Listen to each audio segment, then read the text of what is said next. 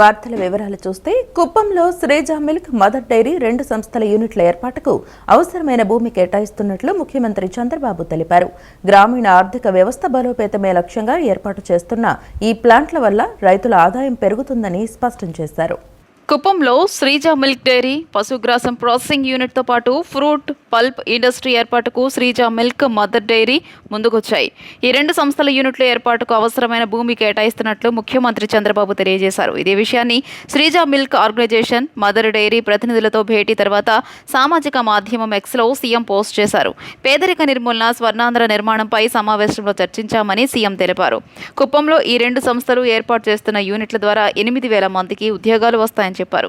గ్రామీణ ఆర్థిక వ్యవస్థ బలోపేతమే లక్ష్యంగా ఏర్పాటు చేస్తున్న ఈ ప్లాంట్ల వల్ల రైతుల ఆదాయం పెరుగుతుందని చెప్పారు. 2 కంపెనీలు 15 నుంచి 18 నెలల్లోపు ప్రాజెక్టు నిర్మాణం పూర్తి చేయాలని కోరినట్లు ముఖ్యమంత్రి చంద్రబాబు తెలియజేశారు. సినిమా విషయాలపై పరిజ్ఞానం లేని వారు మాట్లాడుతున్నారని పర్యాటక అభివృద్ధి, సినిమాటోగ్రఫీ శాఖ మంత్రి కందుల దుర్గేష్ అన్నారు. సినీ ప్రముఖులు కలవలేదని, మేము ఎప్పుడైనా పరిశ్రమకు వ్యతిరేకంగా నిర్ణయాలు తీసుకున్నామా అని ప్రశ్నించారు.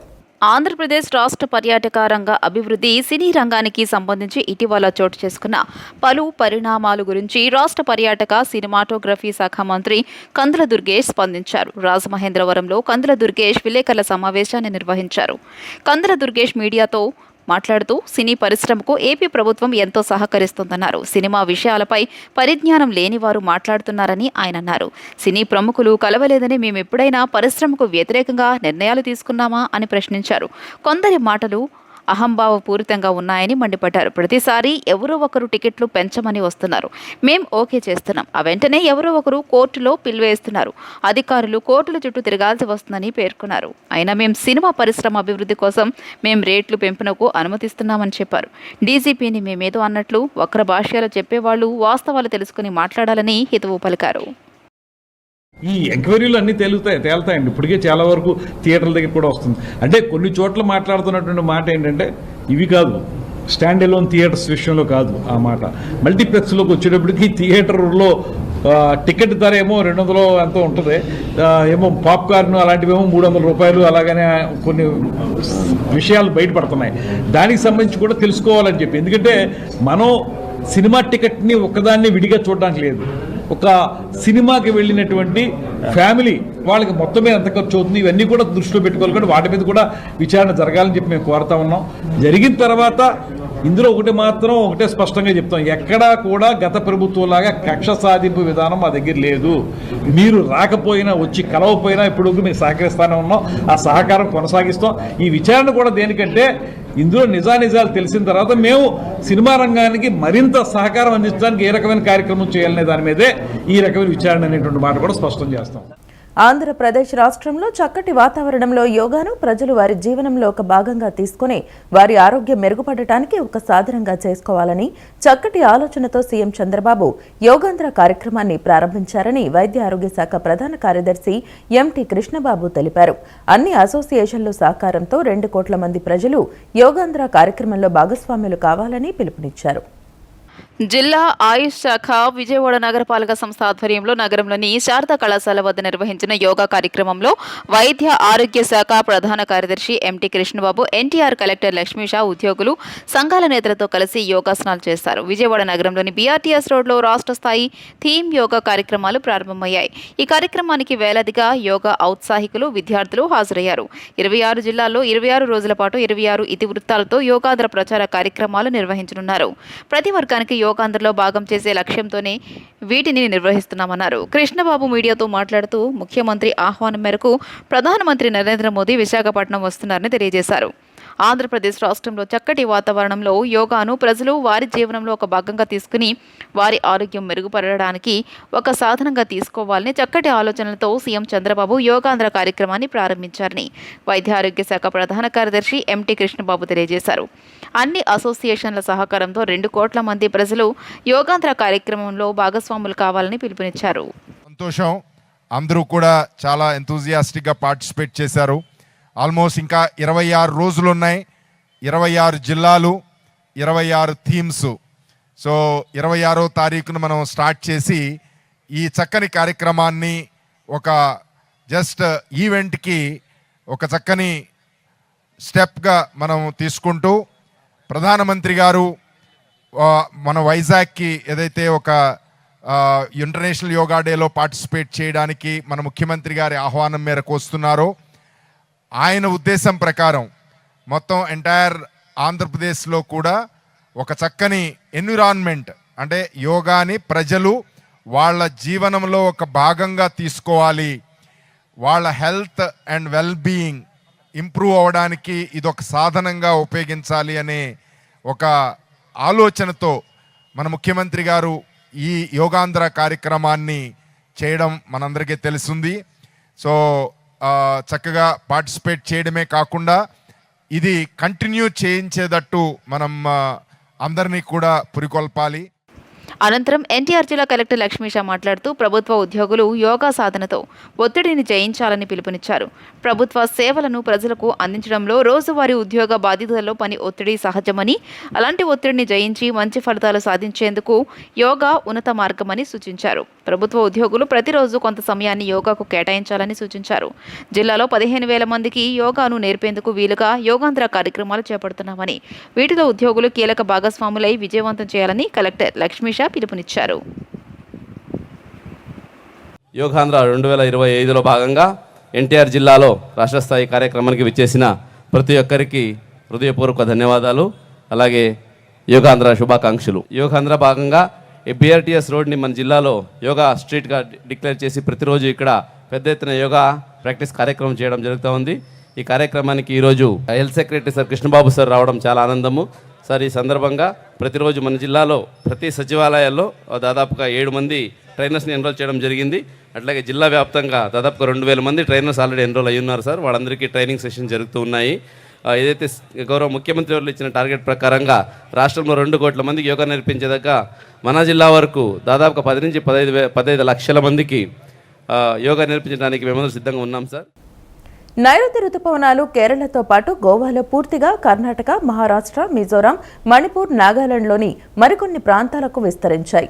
రాబోయే 2 లేదా 3 రోజుల్లో ఏపీ, తమిళనాడులోని మిగిలిన ప్రాంతాలు, మహారాష్ట్ర, కర్ణాటకలోని మరికొన్ని ప్రాంతాలకు విస్తరించేందుకు పరిస్థితులు అనుకూలంగా ఉన్నాయని భారత వాతావరణ విభాగం తెలిపింది. నైరుతి రుతుపవనాలు కేరళతో పాటు గోవాలో పూర్తిగా, కర్ణాటక, మహారాష్ట్ర, మిజోరం, మణిపూర్, నాగాలాండ్లోని మరికొన్ని ప్రాంతాలకు విస్తరించాయి. రాబోయే 2 లేదా 3 రోజుల్లో ఏపీ, తమిళనాడులోని మిగిలిన ప్రాంతాలు, మహారాష్ట్ర, కర్ణాటకలోని మరికొన్ని ప్రాంతాలకు విస్తరించేందుకు పరిస్థితులు అనుకూలంగా ఉన్నాయని భారత వాతావరణ విభాగం తెలిపింది. రుతుపవనాలు దేశంలోకి ప్రవేశించిన రోజే కేరళలో పూర్తిగా, తమిళనాడులో 90%, కర్ణాటకలో కొంత భాగం విస్తరించడం అసాధారణం కాదని వాతావరణ నిపుణులు చెబుతున్నారు. 1971 దేశంలోకి ప్రవేశించిన రోజే కర్ణాటకలో ఎక్కువ భాగం, మహారాష్ట్రలోని కొన్ని ప్రాంతాలకు విస్తరించాయని గుర్తు చేస్తున్నారు. రుతుపవనాలు చురుగ్గా ఉన్న నేపథ్యంలో జూన్ 2 వరకు మహారాష్ట్ర తూర్పు తీరంలో విస్తరించేందుకు పరిస్థితులు అనుకూలంగా ఉన్నాయని వాతావరణ నిపుణులు తెలుపుతున్నారు. అనంతరం వేగం తగ్గి విరామ స్థితిలోకి వెళ్లాయని వాతావరణ నిపుణులు సూచిస్తున్నారు. మహారాష్ట్రలోని రత్నగిరి సమీపంలో శనివారం తీరం దాటిన వాయుగుండం తీవ్ర అల్పపీడనంగా బలహీనపడనుంది. ఇది మహారాష్ట్ర, కర్ణాటక పరిసరాల్లో కొనసాగుతోంది. క్రమంగా తూర్పు దిశగా పయనించి నేడు మరింత బలహీనపడుతోందని IMD అంచనా వేసింది. అరేబియా సముద్రం నుంచి మహారాష్ట్ర, తెలంగాణ, ఛత్తీస్గఢ్ మీదుగా ఒడిశా వరకు ఉపరితల ద్రోణి కొనసాగుతోంది. మంగళవారం బంగాళాఖాతంలో అల్పపీడనం ఏర్పడనుంది. వీటి ప్రభావంతో రాబోయే 4 రోజుల్లో కోస్తాంధ్ర, రాయలసీమ, తెలంగాణలోని కొన్ని ప్రాంతాల్లో భారీ వర్షాలకు పడే అవకాశం ఉందని IMD తెలిపింది. ఉరుములతో కూడిన గాలులు గరిష్టంగా గంటకు 70 కిలోమీటర్ల వేగంతో వీస్తాయని అంచనా వేస్తోంది. మరోవైపు బంగాళాఖాతంలో సోమవారమే అల్పపీడనం ఏర్పడుతుందని, మంగళవారం నాటికి వాయుగుండంగా బలపడుతుందని నేషనల్ సెంటర్ ఫర్ ఎన్విరాన్మెంటల్ ప్రిడిక్షన్కు చెందిన మోడల్ సూచిస్తోంది. ఇది తీవ్ర వాయుగుండంగా బలపడి గురువారం నాటికి బంగ్లాదేశ్ సమీపంలో తీరం దాటుతుందని అంచనా వేస్తోంది. అప్పటి వరకు కళ్ల ముందు సరదాగా కదలాడిన కుమారుడు కానరాని లోకాలకు చేరాడనే నిజాన్ని కన్న తల్లిదండ్రులు జీర్ణించుకోలేకపోతున్నారు. విజయవాడ 1 టౌన్ 50వ డివిజన్ కస్తూరిబాయి ఆశ్రమంలో విద్యుద్ఘాతంతో 3 ఏళ్ల బాలుడు దుర్మరణం చెందడంతో విషాదం ఆ ప్రాంతంలో నెలకొంది. నగరంలోని 1 టౌన్ 50వ డివిజన్ కస్తూరిబాయి ఆశ్రమం కొండ ప్రాంతంలో విషాదం చోటు చేసుకుంది. తమ్మ లలిత కృష్ణ దంపతులు ముగ్గురు పిల్లలతో కలిసి నివాసముంటున్నారు. ఈ క్రమంలో చిన్న కుమారుడు మానస్ ఆదివారం మధ్యాహ్నం తోటి పిల్లలతో కలిసి ఆడుకుంటున్నాడు. మధ్యాహ్నం 3 గంటల సమయంలో వర్షం పడింది. ఈ నేపథ్యంలో బాలుడు వెళ్లి కొండ పైభాగంలో ఉన్న బడ్డీ కొట్టు రేకులను పట్టుకోగా విద్యుత్ ఘాతానికి గురై అపస్మారక స్థితిలోకి వెళ్లాడు. వెంటనే మానస్ను నగరంలోని ప్రభుత్వ ఆసుపత్రికి తీసుకువెళ్లగా మృతి చెందినట్లు వైద్యులు ధృవీకరించారు. కరెంటు తీగలు ఇళ్లపై చేతికి అందేలా ఉన్నాయని ఈ విభాగం అధికారులకు పలుమార్లు వినతి పత్రాలు అందించినా పట్టించుకోలేదని సిపిఎం ఫ్లోర్ లీడర్ బోయి సత్యబాబు తెలియజేశారు. అధికారులు ఈ ప్రమాదానికి బాధ్యత వహించి బాలుడి కుటుంబానికి 20 లక్షల ఎక్స్గ్రేసియా ఇవ్వాలని డిమాండ్ చేశారు. ఘటనా స్థలాన్ని విద్యుత్ డిఈఈ రామకృష్ణ సిబ్బంది పరిశీలించిన తర్వాత నివేదిక ఇచ్చినట్లు సిఐ చిన్నకొండలరావు తెలియజేశారు. బడ్డీ కొట్టుకి విద్యుత్ సరఫరా కావడం వల్ల ప్రమాదం జరిగినట్టు డిఈఈ తెలిపారని సిఐ వివరించారు. దీనిపై న్యాయం చేయాలని బాలుడి తల్లి ఫిర్యాదు మేరకు కేసు నమోదు చేసినట్లు సిఐ తెలియజేశారు. ఈరోజు విజయవాడ 50వ డివిజన్ గొల్లపాలెంగట్టు కొండపై ప్రాంతంలో జెండా జెట్టి ఏరియాలో విద్యుత్ వైర్లు ఇళ్ల మీదుగా ఉన్నాయి. దీని ప్రభావం వలన పిల్లలు అక్కడ ఆడుకున్న సందర్భంలో విద్యుత్ షాక్ గురయ్యి మరి మన మానస్ అనే ఒక బాలుడు 8 సంవత్సరాల బాలుడు మరణించారు. ఈ విషయాల మీద గతంలో పలుమార్లు విద్యుత్ అధికారులకి విజయవాడ మరి ఎస్సీ గారి నుంచి డిఈ స్థాయి వరకు అధికారులందరూ కూడా వినతిపత్రాలు ఇచ్చాం. ఇళ్ల మీద ఉన్న ప్రమాదకర విద్యుత్ వైర్ని తొలగించమని కోరాం. కానీ అధికారుల యొక్క నిర్లక్ష్యానికి ఈరోజు 8 సంవత్సరాల బాలుడు ప్రాణాలు కోల్పోవాల్సిన పరిస్థితి వచ్చింది. వారు చాలా పేదరికంలో ఉన్న కుటుంబం, 3 పిల్లలు. చిన్నబాబు ఈరోజు మరణించారు. వారి తల్లిదండ్రులు కుటుంబానికి ప్రభుత్వం ఆదుకోవాలని సందర్భంగా మేము విజ్ఞప్తి చేస్తున్నాం. కూటమి ప్రభుత్వం ప్రజలకు ఇచ్చిన కానుక ఇంటి పన్ను, ఆస్తి పన్ను సుమారు 35% ఇంటి పన్నులు పెరిగాయని సిపిఎం రాష్ట్ర కార్యవర్గ సభ్యులు సిహెచ్ బాబురావు మండిపడ్డారు. ప్రజలపై భారాలు 784 కోట్ల రూపాయల నుంచి 1500 కోట్లకు చేరినా ఆశ్చర్యం లేదన్నారు. నగరంలోని గవర్నర్పేట శ్రీశ్రీ భవన్ నందు ఆస్తి పన్నులు సర్వే అంశంపై సిపిఎం రాష్ట్ర కార్యవర్గ సభ్యులు సిహెచ్ బాబురావు, రాష్ట్ర కమిటీ సభ్యులు Donipudi Kasinath, CPM floor leader Boya Satyababu కలిసి విలేకరుల సమావేశాన్ని నిర్వహించారు. రాష్ట్ర కార్యవర్గ సభ్యులు సిహెచ్ బాబురావు మీడియాతో మాట్లాడుతూ ప్రజలపై ఇంటి పన్ను, ఆస్తి పన్ను, విద్యుత్ పన్నులు తగ్గించకపోతే సిపిఎం ఆధ్వర్యంలో ఆందోళన చేపడతామని తెలియజేశారు. రాష్ట్రంలో కూటమి ప్రభుత్వం అధికారంలోకి వచ్చి జూన్ 12కు సంవత్సరం పూర్తి కావస్తోందని, మరోవైపు కడపలో మహానాడు ప్రారంభం కాబోతున్నారు. కూటమి ప్రభుత్వం ప్రజలకు ఇచ్చిన కానుక ఇంటి పన్ను, ఆస్తి పన్ను సుమారు 35% ఇంటి పన్నులు పెరిగాయని మండిపడ్డారు. ప్రజలపై భారాలు 784 కోట్ల రూపాయల నుంచి 1500 కోట్ల రూపాయలకు చేరినా ఆశ్చర్యం లేదన్నారు. ఎన్నికల ముందు బాదుడే బాదుడు అన్న కూటమి ప్రభుత్వం ఇప్పుడు చేస్తుందని బాబురావు ప్రశ్నించారు. గత వైసీపీ ప్రభుత్వం మాదిరి కూటమి ప్రభుత్వం నడుస్తోందని విమర్శించారు. ప్రజలపై భారాలు వేయడం ఎంతవరకు సమంజసమా అన్నారు. గత ప్రభుత్వం 945 కోట్ల రూపాయలు భారం మోపిందన్నారు.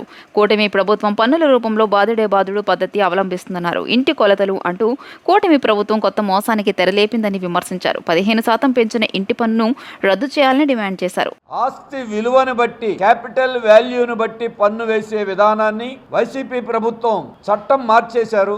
అలాగే 198వ నెంబర్ జీవో విడుదల చేసి పన్నులు పెంచారు. దాదాపుగా గత ప్రభుత్వంలో 4 ఏళ్లలో 948 కోట్ల రూపాయలు గత 5 ఏళ్లలో భారం పడింది. ఇప్పుడు ఈ ప్రభుత్వం పన్నులు తగ్గిస్తామని ఎన్నికల మేనిఫెస్టోలో హామీ ఇచ్చారు. ఇంటి పన్నుల విధానాన్ని మేము సమీక్షిస్తాం, భారం లేకుండా చూస్తాం, భారాలు తగ్గిస్తామని మాట చెప్పారు. కానీ ఇప్పుడు నమ్మక ద్రోహం చేశారు. గత 5 ఏళ్లలో 948 కోట్ల రూపాయల భారం ఎక్కువని ప్రజలు ఆ ప్రభుత్వాన్ని దించేశారు. మేము ఉపశమనం ఊరట కలిగిస్తామని చెప్పి ఒక్క సంవత్సరంలో 784 కోట్ల నుండి 1500 కోట్ల రూపాయలు ఇంటి పన్నుల పేరుతో పట్టణ ప్రజల మీద సుమారుగా 40,22,000 అసెస్మెంట్లు అంటే ఇళ్లున్నాయి. అనంతరం రాష్ట్ర కమిటీ సభ్యులు దోనిపూడి కాశీనాథ్ మాట్లాడుతూ విజయవాడలో ఆస్తి పన్ను పెంచడానికి సర్వే ప్రారంభం అయిందని, దీనిని సిపిఎం పార్టీ పూర్తిగా ఖండిస్తుందన్నారు. గత పాలనలో వైఎస్ జగన్ ప్రజలను దోచుకుంటే ప్రస్తుత అధికార కూటమి ప్రభుత్వం అదే బాటలో పయనిస్తోందన్నారు. విజయవాడలో దాదాపు 20 కోట్ల రూపాయల భారాలను ప్రజలపై మోపుతున్నారని చెప్పారు. ఎన్నో వాగ్దానాలను చేసి అధికారంలోకి వచ్చి ఇచ్చిన హామీలను కూటమి ప్రభుత్వం తొంగలో తొక్కిందని దోనిపూడి కాశీనాథ్ ధ్వజమెత్తారు. సామాన్యుడు, అద్దెదారు ఉంటే పన్నులు కట్టలేనటువంటి పరిస్థితుల్లో ఇంటి యజమాని ఉంటే వీళ్ళిద్దరినీ కలిపి బాధుడే అని చెప్పనేటువంటి పేరుతో చేస్తూ ఉన్న చంద్రబాబు నాయుడు విధానం తప్పు. ఈ విధానాన్ని వెనక్కి తీసుకోకపోయినట్లయితే రాబోయేటువంటి కాలంలో జరిగే పరిణామాలకి కూటమి ప్రభుత్వం బాధ్యత వహించాల్సి ఉంటుంది. ఈ ఆస్తి పన్ను ఏదో ఊరికినే తమాషా కాదు, ఇది కరెంట్ ఛార్జీలు దొంగచాటుగా దెబ్బేస్తూ ఉన్నాం. ఇది డైరెక్ట్గా వేసేటువంటి దానికి కనబడేటువంటి దానికి ఉన్నటువంటిది. అందుకని ఈ ప్రత్యక్షంగా జరిగేటువంటి దాడి ప్రజలు అంగీకరించరు, ప్రజలు తిప్పి కొడతారు. జాగ్రత్త తస్మాత్ అని చెప్పనేటువంటిది ఈ సందర్భంగా తెలుగుదేశం ప్రభుత్వాన్ని, కూటమి ప్రభుత్వాన్ని హెచ్చరిస్తూ ఉన్నాం. మీరు చేసిన నిర్ణయాన్ని ఉపసంహరించుకోండి, వెనక్కి తీసుకోండి అని చెప్పనని తెలియజేస్తాం. వైసీపీ నేత మాజీ ఎమ్మెల్యే వల్లభనేని వంశీని చికిత్స నిమిత్తం గుంటూరు ప్రభుత్వ సమగ్ర ఆసుపత్రికి తీసుకొచ్చారు. నకిలీ ఇళ్ల పట్టాల కేసులో వల్లభనేని వంశీ రిమాండ్ ఖైదీగా ఉన్న శ్వాసకోశ సంబంధిత సమస్యలతో ఆయన ఇబ్బంది పడుతున్నారు. దీంతో కాంకిపాడు ఆసుపత్రిలో వైద్యం అందించారు. మెరుగైన వైద్యం కోసం గుంటూరు జీజీహెచ్కు తరలించారు. వంశీకి వైద్యులు ఊపిరితిత్తులకు సంబంధించిన పరీక్షలు నిర్వహించారు. వైద్య పరీక్షలు ముగిసిన అనంతరం వంశీని విజయవాడ జిల్లా జైలుకి తరలించారు. అవనిగడ్డ నియోజకవర్గ ఎమ్మెల్యే మండలి బుద్ధప్రసాద్ తన పుట్టినరోజు సందర్భంగా తిరుమల శ్రీ వెంకటేశ్వర స్వామివారి సేవలో తరించారు. సోమవారం ఉదయం తిరుమల శ్రీవారిని కుటుంబ సమేతంగా సందర్శించిన ఎమ్మెల్యే బుద్ధప్రసాద్, విజయలక్ష్మి దంపతులు స్వామివారికి ప్రత్యేక పూజలు చేశారు. కూటమి ప్రభుత్వంలో రాష్ట్రం అభివృద్ధి పదంలో పయనించాలని స్వామివారికి పూజలు చేశారు. ఈ కార్యక్రమంలో నియోజకవర్గ యువ నాయకులు మండలి వెంకట్రాం, సాయి సుప్రియ దంపతులు, కుమార్తె అల్లుడు శీలం కృష్ణప్రభ, అశ్విన్ కుమార్ దంపతులు, కుటుంబ సభ్యులు పాల్గొన్నారు. వేసవి దృష్ట్యా బొబ్బిలి తాండ్ర పాపారాయుడు, రేచర్ల బ్రహ్మనాయుడు ట్రస్ట్ ఆధ్వర్యంలో పాదచారులకు, వాహనదారులకు మజ్జిగ, ఆహార పొట్లాలు పంపిణీ చేశామని చైర్మన్ మడిచెర్ల వెంకటేశ్వరరావు తెలిపారు. ఈ కార్యక్రమానికి దాత పంట దుర్గా ప్రసాద్ సహకరించారని అన్నారు. తమ ట్రస్ట్ సేవా కార్యక్రమాలలో ఎప్పుడు ముందుంటుందని, దాతలు ముందుకు వస్తే మరిన్ని సేవా కార్యక్రమాలు చేస్తామని స్పష్టం చేశారు. బొబ్బిలి తాండ్ర పాపారాయుడు, రేచర్ల బ్రహ్మనాయుడు ట్రస్ట్ ఆధ్వర్యంలో పంట పాండురంగారావు జ్ఞాపకార్థం విజయవాడ విశాలాంధ్ర రోడ్లో మజ్జిగ పంపిణీ, ఆహార పొట్లాల పంపిణీ కార్యక్రమం ఏర్పాటు చేశారు. బొబ్బిలి తాండ్ర పాపారాయుడు, రేచర్ల బ్రహ్మనాయుడు ట్రస్ట్ చైర్మన్ మడిచెర్ల వెంకటేశ్వరరావు పాల్గొని పాదచారులకు, వాహనదారులకు మజ్జిగ, ఆహార పొట్లాలు పంపిణీ చేశారు. ఈ సందర్భంగా ఆయన మాట్లాడుతూ 2014 నుండి తమ ట్రస్ట్ ఆధ్వర్యంలో వేసవి కాలంలో చలివేంద్రం ఏర్పాటు చేయడం జరుగుతుందన్నారు. వెల్మ సామాజిక వర్గానికి చెందిన దాతల సహకారంతో మజ్జిగ పంపిణీ చేస్తున్నామని వెల్లడించారు. ఇందులో భాగంగా పంట పాండురంగారావు జ్ఞాపకార్థం మజ్జిగ, ఆహార పొట్లాలు పంపిణీ చేశామని వివరించారు. తమ ట్రస్ట్ సేవా కార్యక్రమాల్లో ఎప్పుడూ ముందుంటుందని, దాతల ముందుకు వస్తే మరిన్ని సేవా కార్యక్రమాలు చేస్తామని స్పష్టం చేశారు. అనంతరం దుర్గాప్రసాద్ మాట్లాడుతూ తమ తండ్రి వర్ధంతిని పురస్కరించుకుని బొబ్బిలి తాండ్ర పాపారాయుడు, రేచర్ల బ్రహ్మనాయుడు ట్రస్ట్ సహకారంతో ఈ కార్యక్రమానికి శ్రీకారం చుట్టడం జరిగిందన్నారు. ట్రస్ట్ చైర్మన్ మడిచెర్ల వెంకటేశ్వరరావు 20 సంవత్సరాలుగా ఈ కార్యక్రమం చేయడం అభినందనీయమని ప్రశంసించారు. తరపు నుంచి సెలవేంద్రం పెట్టి కంటిన్యూషన్గా ఒక 65 రోజులు 70 రోజులు మజ్జిగ పంపిణీ కార్యక్రమం చేస్తున్నాం.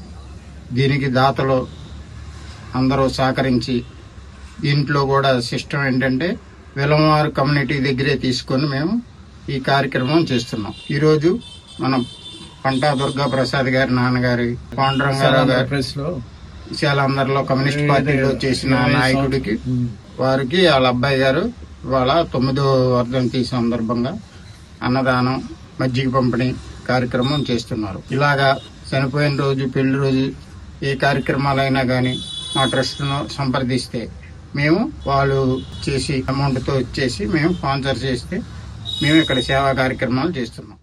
2025వ సంవత్సరం ఈ రోజున పంటా పాండురంగారావు గారు వర్ధంతి 9వ వర్ధంతి సందర్భంగా వారి కుమారునైన నేను దుర్గావర ప్రసాద్ మా కుటుంబ సభ్యులతో సహకారంతో తాండ్ర పాపారాయుడు, రేచర్ల బ్రహ్మనాయుడు ట్రస్ట్ తరపున మేము మజ్జిగ పంపిణీ, ఆహార పొట్లములు పంపిణీ చేయడం జరిగినది. దీని సందర్భంగా వ్యవస్థాపక చైర్మన్ అయినటువంటి మడిచెర్ల వెంకటేశ్వరరావు గారికి కృతజ్ఞతలు.